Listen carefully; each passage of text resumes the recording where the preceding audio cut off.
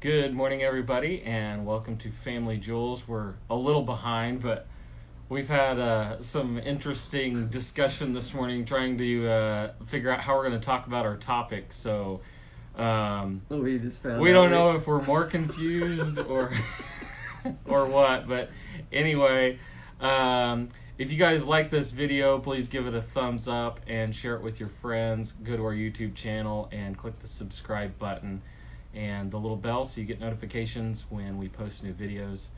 And we hope you enjoy this one. So Yeah, I think I learned more on this one than you thought. Originally, you go, what is that going to be? A 2-minute, yeah. 2-minute discussion? Yeah. So anyway, I'm Colton Bartell, And I'm Audie Bartell. and we were both graduate gemologists here at Suzanne's Custom Jewelers. And today, we aren't talking about geology or gemology, but we are talking about... Trees. That's not where I was going to go with that, but essentially, yeah, we are. We are talking about carat versus carat. Carat K versus Carat C. Yes. And what's even weird, somewhere along the line, they meant the same thing, or was... But they didn't. But they didn't. And then later on, they got separated by letters. And Yeah. now in a lot of parts of Europe, the C means, the C carat has two different meanings depending on... But the K one only has one meaning. Yeah, I know, but they're just using the C. Yeah. It's really weird. So, okay. So I'm sure that you've seen stamped on something the like 14K or 10K or 18K or whatever. It's basically, you understand that it's meaning the purity of the gold. Well, that's what you're what's- supposed to mean. That's what you're supposed to get from it. That's not entirely what it means, which is why this has been such an interesting morning with us trying to figure this out, and a little bit of the reason why we're a little behind, because we've had to go through like the etymology and everything of the words and the history of them and everything, because it's not as simple as what we've learned in school and all this other stuff. So and I think part of it was, it's just like you said, and I was talking to your mom, is that we understood what the C one came from. yeah. And But we never really knew where the K one came from. Well, Turns out we did know, we just didn't realize we I just knew. thought maybe somebody got a SP on their spelling contest or whatever, go, oh, carrot, oh, spelled it with a K. Yeah. It's They're like, supposed to well, be a it's C. not wrong. We'll just use it for something else. But So- that wasn't the case. So, traditionally, In the United States. in the United States, carrot with a C, and not carrot like the orange vegetable, but Carat. Oh, I never thought about that. Yeah, That could get into that etymology thing again. exactly. So that carat refers to gemstone weights. Right. And this goes back to, many years ago, back to Egyptians and Greeks. Yeah, the Arabics. And yeah, basically they were Oh, using yeah, it's in Greece, yeah. yeah, a carob seed was basically Bean. or a carob bean. They were using it to essentially measure gemstone weights. Supposedly they were consistent in weight, but I They figure a dry year they probably didn't weigh as much as on a Well, wet year. so what was interesting was these did vary a little bit from country to country, and it didn't get standardized until 1907. Really? So this was something that went a long time before it finally got standardized. And Oh, I then didn't- people didn't really jump on board until it got a little bit more universally recognized.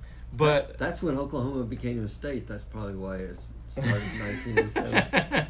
So in Cyprus, 1 carat was equal to 187 milligrams, while in Livorno, it was 216 milligrams. So there was actually a pretty substantial difference between those weights. And then in 1907, the mass of the carat... I'll bet you back then they didn't know that. Yeah. They probably didn't. But it became standardized in 1907 at 200 milligrams is equal to 1 carat. But all of this goes back to the carat bean, which is roughly the weight of 1 carat. And so that's where they kind of got this translation, and it came from the Greek. 0.2 of a gram? No, I don't remember. We've had so many numbers flying in our head lately. At 200 milligrams. Yeah. So it'd be 0.2 of a gram. Yeah. And so that one was pretty easy. That one's pretty easy to grasp and explain. The one that is not, the one that has got us a little bit trying to figure a little bit more of this out, because now we're coming into mass versus volume, is in the carat with the K, and when we're referring to the fineness and or mass of gold. Yeah. This is the one that gets interesting. So this still originated from the carat bean. Now remember, you originally said this was only going to run 2 minutes just because it was so easy to understand. But I thought we were going to 2 minutes to... Yeah, I know, but I thought we were going to explain this like in a much more simplified way, but now that we've dug into it, it's like, well, why not? So still originated from the carat bean. Yeah. However, Constantine, Roman emperor, decided to screw all this stuff up and make this much more complicated when it came to metals. And so Emperor Constantine the First, and this was around 309 CE. Whatever that is. Where is that at? I don't know. You're way past it. Around 309 CE, Roman Emperor Constantine the First, he was starting to mint some new gold coins that weighed 1/72 of a libra. No. Yeah, 1/72 of a libra. Oh, of a libra, which was a Roman pound of gold. Which we don't know how much a Roman pound weighed either. No, we don't. So that's still some stuff we can look at. It's like, why do you guys have all these different ones? So that was equal to the mass, not volume, mass of 24 soliloquy, which was equal to 1 carat. So 24 carat was was basically what they considered pure gold. Right. So that's where this came into play. That's where it got confused back then. Yeah. Because they were using the C for both fineness and weight. Yes.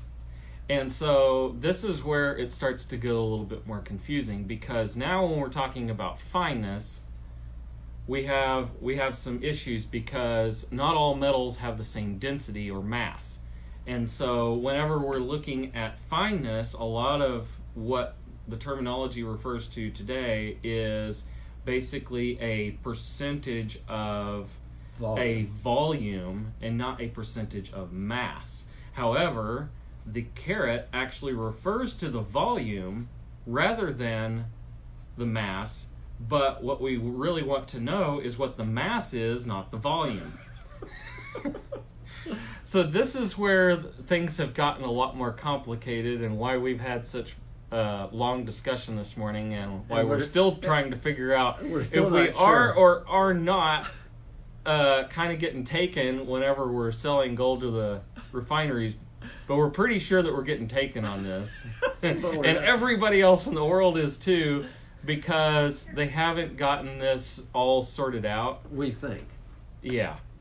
We haven't got it all sorted out. No. But, okay, so explain to them... Why me? I think it's going to be funnier. I don't know. Explain to them what this difference actually is. Like, how... Okay, so whenever they say 18 karat gold, supposedly that's 18 parts of pure gold Yes. and 20 or 6. 6 parts. Yeah, I was going to go. Wow. I'm doing the 25%. Yeah. 6 parts that are other metals. Yes. Okay, so to actually figure out how much mass there is of gold, gold is considerably denser than either silver or copper, which is normally the other two Right. metals that are in, say, yellow gold. 18 karat yellow Right. gold. Okay. So before we go any further, in this equation here, what would make sense is if all the metals were the same density and mass, this equation would work perfectly. So you would have 75% of it is, so if you had this was your little graph of gold, 75% of this is gold, and this other 25% over here is the other metals. And it is by volume. It is by volume, but not by mass, because the gold actually weighs more than the 75% if you were to take into consideration mass over volume.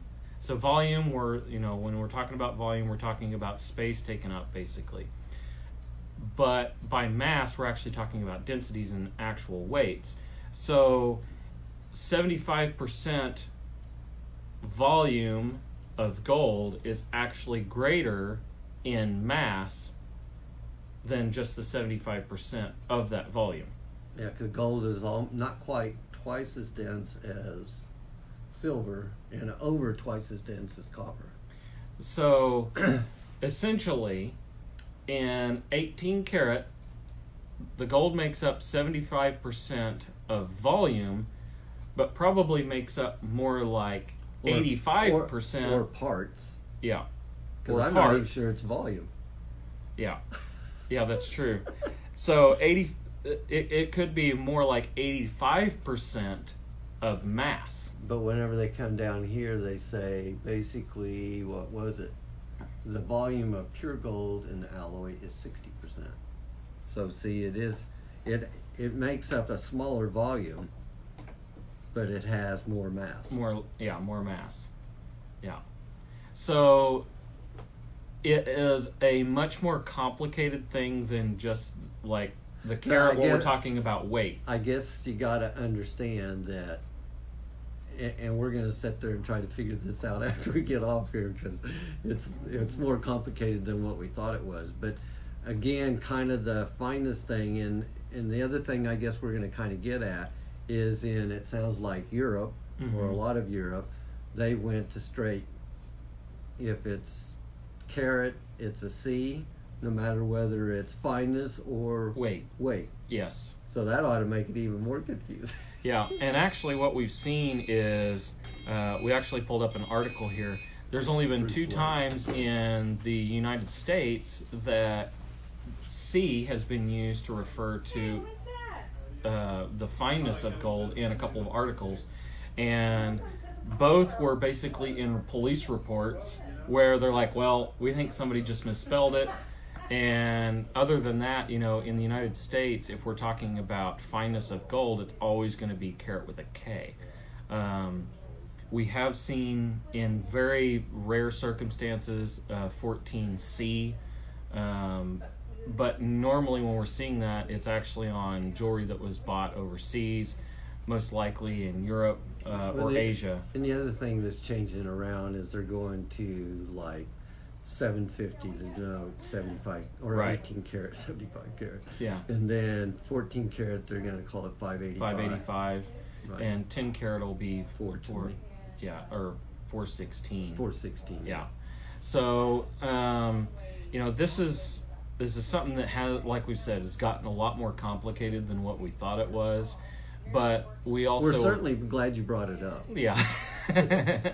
But the other thing is that we kind of wanted to talk about while we're on this subject is that these stamps don't always mean what you think.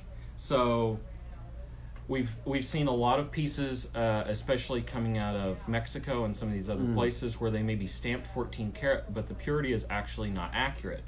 And so a lot of those pieces have actually tested much lower. Some of it's been not gold at all. Yeah. Yeah. Probably brass. Yeah.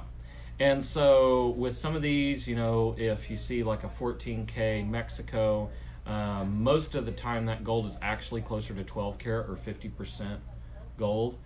And then in a lot of cases where, you know, it's stamped 14K or maybe engraved 14K, and maybe it looks a little bit irregular, a lot of times those pieces are actually plated, or they're simply a sample piece that somebody got a hold of that is actually just brass. So just because it's stamped with something doesn't actually guarantee what it is. However, in the United States, it is by law required that all precious metals are stamped with their purity. Plus trademark. Plus trademark, yeah. And so with this and what we're learning a little bit more about this fineness representation, it's still not a true representation of what the metal is. It's just now it's a standardized way of looking at the fineness of gold so that across the board everybody can recognize what the metal is without having to have this long discussion of mass versus volume in basically it's a solution. Well, no, it's not. It's a mixture because you can still separate the metals. Yeah. But in these alloys, this is the easiest way for everybody to kind of come to a middle ground and agree on something. You've got a standardization. Yeah.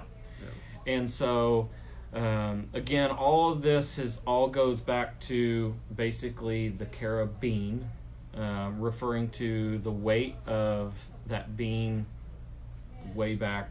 Egyptians, you know, using it to standardize gemstone weights at that time, and then coming forth through the Roman Empire and basically creating the standardization for gold. It got into what was it, the middle of the 15th century in England? Right. So the carat became with the C basically became standardized for weights of diamonds in the 1570s. They were actually using it for a lot longer than that, but it basically became a standardization at that time. And how about this? The mass of carat varied from one country to one country. Yeah, that's what we were mentioning earlier. But it didn't get standardized until what, 1907. Which that's kind of amazing. I would have thought it'd been a lot earlier than that. But. Yeah. So a pretty crazy deal. One of the things I thought was really interesting. So pure gold is referred to as 999. It's 99.9% gold. So there's always going to be a little bit extra in there that basically can't be removed. However, there has been in many cases what they called the 4 nines, which was 99.99%, and in one case there was some gold produced that was 6 nines fine, is what they called it. So it was 99.9999. This was done one time in 1957 by the Perth Mint. So that's actually pretty crazy. Yeah, I just wonder how they figure that even. They have to use a cross section of that. I have no idea. Now a lot of the refineries are using X-ray and being able to see all the different materials. Probably a spectrophotometer or something. Yeah. And basically they're able to figure out the fineness of a metal by taking basically an X-ray sample of whatever metal it is that they're testing, and it gives them a breakdown of every single metal that's in there. We actually just sent some to Refiner this last week, and we got printout sheets of every metal that was in there, and they had a list of like 20 possibilities, and then it gave the percentages of each one. And I didn't actually look to see if it broke down mass of those or not. I don't think it did. But that's something, like we said, we've got to do a little bit more research on. But either way, it's a pretty interesting topic, and we hope that this clarified a little bit for you. But anyway, if you guys like this video, please give it a thumbs up and go to our YouTube channel and hit the subscribe button as well as the bell so that you get notifications when we post new videos. Share it with your friends, and always check out our new videos and past videos that we have on our YouTube channel and our Facebook page. If you guys have any questions, you can find us online at suzanne's-jewelers.com, right here on Facebook, and you can always give us a call, 361-991-7565, and right here in Corpus Christi, we are located, yes, I said that, in Corpus Christi at 4226 South Alameda in the Town and Country Shopping Center. So we hope you guys enjoyed this video, and we will see you guys next week. Bye. Bye.